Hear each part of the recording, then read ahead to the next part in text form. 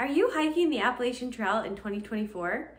If so, heed my warning. Today I'm going to tell you about the worst mistake that I made on the Appalachian Trail in hopes that you will not make the same one. But first, I want to make an exciting announcement. Today, my AT memoir, Where the Rhododendrons Bloom, is available on Amazon and Kindle in ebook and paperback format. Hooray! This book has been such a labor of love. I've been working on it for several months, and I'm so excited to finally get it out there into the world as of today. So if you want to know what it's really like to hike the Appalachian Trail, check out my book, Where the Rhododendrons Bloom. It's on Amazon and Kindle. And if you like the book, please do me a solid and leave a positive review. If you don't like the book, please don't tell me. It will break my heart. Don't tell anyone.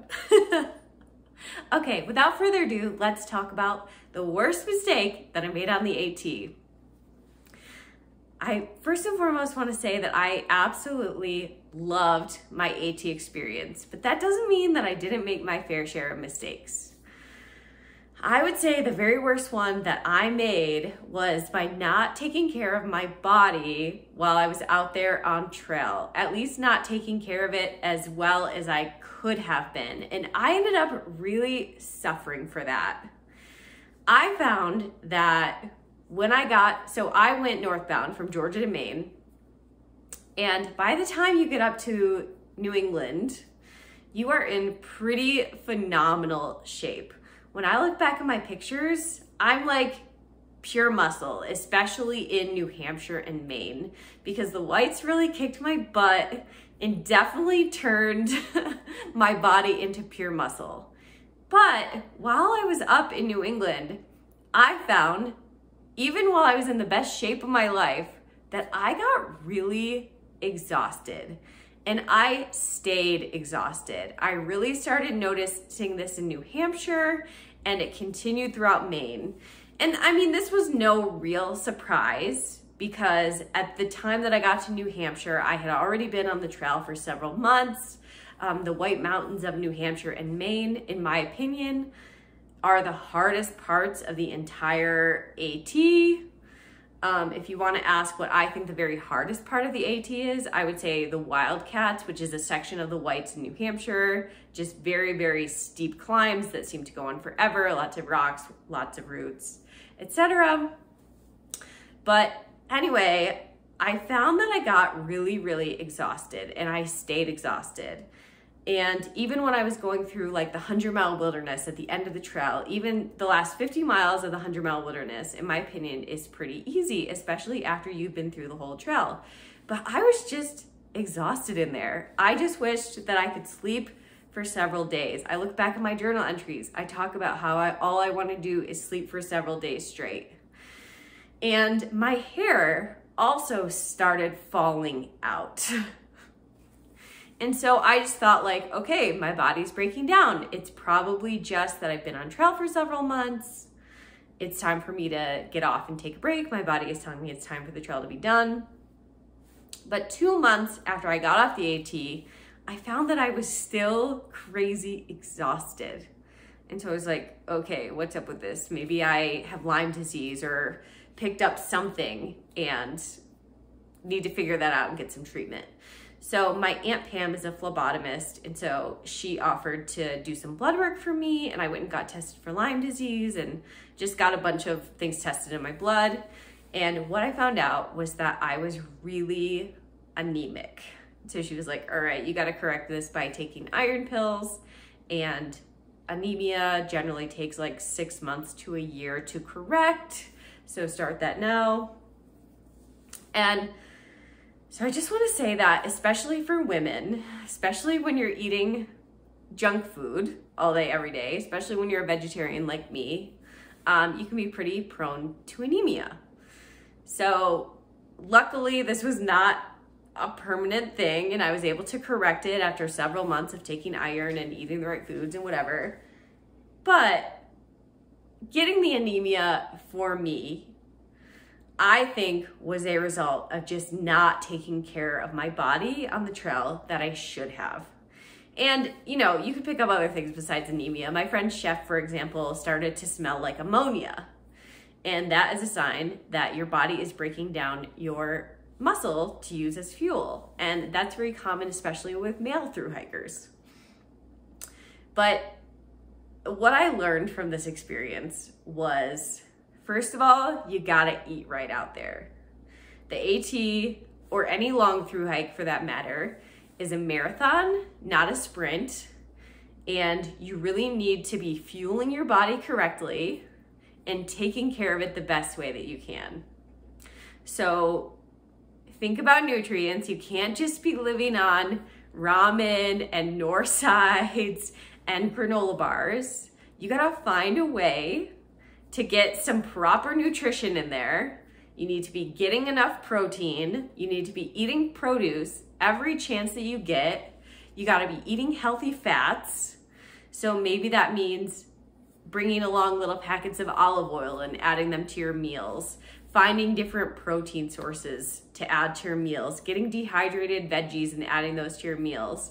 And then when you go into towns, don't go straight for the fries and the beer and whatever. You know, actually make an effort to eat salads and healthy proteins and healthy fats and all of that good stuff. I also, if I were to do it again, I would take a multivitamin every day. I would take an iron pill as well, just because I know that I am prone to anemia. I would pay a lot closer attention to my nutrition. I think that for me, it was like, well, first of all, I didn't have a ton of money going onto the AT. So obviously things like ramen and north sides are cheap ways to get calories on the trail. But I think that I definitely would save more money next time, and I would make sure that I had it in the budget to get more quality foods into my diet. And I would for sure like try to pack out produce when I could, which I did, but it's hard once you're on the AT and it turns to summer and it's 90 degrees and the produce isn't really gonna keep in your pack. But I would be very careful about getting lots of fresh foods and good proteins and stuff when I was in towns. I think the other part of this taking care of your body thing is giving your body enough rest, taking rest days, taking 0 days with no hiking when you need them. I hiked the AT with a Tramily, and so if you've watched some of my other AT videos, I've kind of said like you should be hiking your own hike and hiking in a way that's true to you and not going at someone else's pace. So that's one of my big regrets from my own AT thru hike, is letting someone else set the pace. And a lot of times for me personally, that meant hiking farther than I wanted to hike, like not getting as much rest as I would have liked to get, and not listening to someone else instead of listening to my own body. One of the big reasons that people get off the trail is because of injury. And I was lucky not to have any serious injuries. I did have some tendonitis in my ankle. I have a knee that likes to scream at me sometimes, and it was definitely flaring up on the AT. And I got very lucky in not getting any sort of serious injury that kicked me off the trail. But I think that was luck more than anything else, because I definitely was pushing my body more than I needed to. And I for sure could have been taking more rest days. And like I said, listening to my body instead of listening to someone else and what they wanted the schedule to be. So yeah, I would just say generally my biggest mistake on the AT was not taking care of my body as well as I should have been. And I should have been taking more rest when I needed it. And I should have been eating better and not living on junk food. I think if you do live on junk food, you're gonna pay the price of that, which I did. And Chef was pretty conscious about his eating, but he still ended up with his muscles like eating themselves. So I would say be careful to get enough calories, especially at the beginning of the trail. Like, you're probably not gonna wanna eat as much as you should be eating, but try to make yourself eat. Your hiker hunger is eventually gonna kick in and it's gonna wanna eat all the time, so that's positive. But make sure that you're not just consuming empty calories when that time does come. And yeah, just keep your body in the best shape that you can, because you're going to need it to go far. And trust me, if you fuel it correctly and take rest when it needs it, it's gonna be better for you. Anyway, so that's it. That was my biggest mistake on the AT. I hope that you found that helpful. And if you're going out to hike the AT this year, good luck, have fun. It's the adventure of a lifetime. I hope that you love it as much as I did. And if you are wondering what it's really like to hike the AT, pick up a copy of my book, Where the Rhododendrons Bloom. It's on Amazon and Kindle, an ebook and paperback, and I'll put some information about that down in the show notes. Thanks for being here, and happy hiking.